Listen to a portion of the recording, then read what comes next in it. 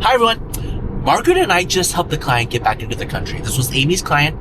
He was a green card holder who's been out of the US since 2018. Been out of the US for 7.5 years. It's a remarkably difficult case to do. The reason is because if you've been outside of the US for over 1 year, it's presumed that you have abandoned your residency. If you've been out of the US for 2, 3, 4, 5, 6, 7.5 years, you really need to prove that the US is your home and you've left the US for a temporary reason in which you cannot come back. In this case, we actually didn't have any strong proof other than one. We had one key reason why he couldn't have come back, and that's civil litigation. And this is one of those things where it's like, does that sound good? Now, we mentioned again and again, almost in every single paragraph when we wrote the brief, this was not criminal, this was civil litigation. But under the laws of this land, when there is a civil litigation and you are the agent involved, you cannot leave the country. And so it is beyond his control. Now, the good thing about this client is that he's been a green card holder for over 10 plus years. He came to school here. He went to an Ivy League. He's a very reputable businessman. He had a good investment. He had, good connections, just really well rooted. But for the fact that in operating this business overseas, he was stuck with his passport sealed, not able to leave the country. But that alone wasn't good enough. And the reason is because there's 3 huge negative factors that's causing the officer to want to deny this case. Number 1, his 10-year green card expired 4 years ago. His I-90 receipt, the automatic extension, was expired for like the past 1.5 years. His reentry permit expired back in 2020 because he left in 2018, filed a reentry permit. 2020, couldn't come back because of COVID. Litigation started. All in all, it was a very difficult case. I actually came down to talk to the officer about this case over 9 times.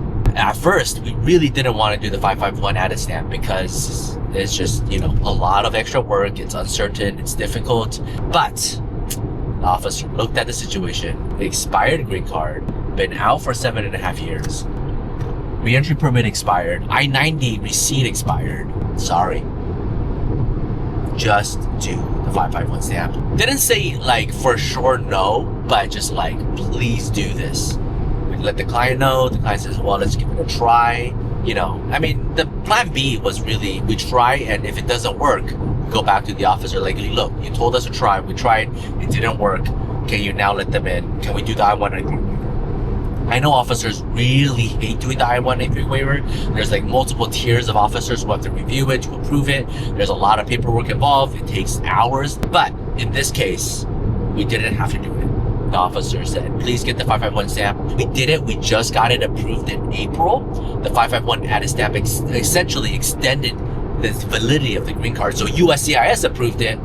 Now, with everything else, we went to talk to the officer. I was still really iffy about this case because it's 7.5 years, even with all the confirmations, with even succeeding in getting the 551 stamp and preparing it well, communicating with the officer 9 times.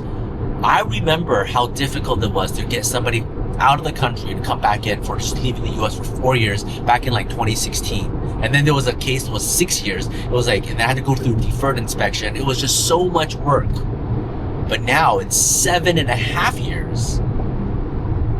But I'm glad we made the right call with disclosing the civil litigation. I think it's just a combination of having US real estate, having tax returns, having gone to an Ivy League, and being out, for a reason that is beyond his control. We were able to present everything, and it succeeded.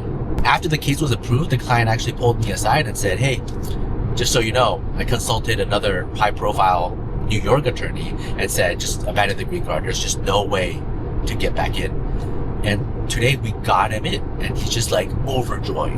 And what's the takeaway from something like this? 1, don't be afraid to be honest. I think that is one pivotal mistake I think a lot of people make.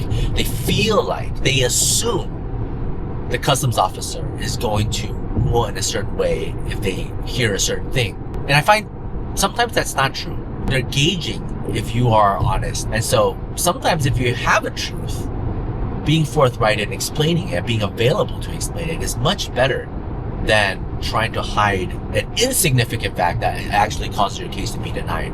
So that's one big takeaway. I mean, name dropping always helped. I mentioned the Ivy League university, I don't know, at least 8 times throughout the conversation. Property was something that the officer cared a lot about, right? Like, where do you live? Where do you reside? What's the address? How long have you lived there? So that really worked in his favor, right?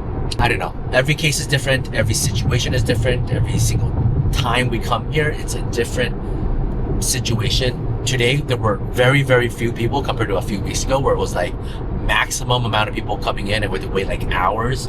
Today, it was just a very strict interview, but it was fair and the officer approved it. So, woohoo! Take care. Talk to you later.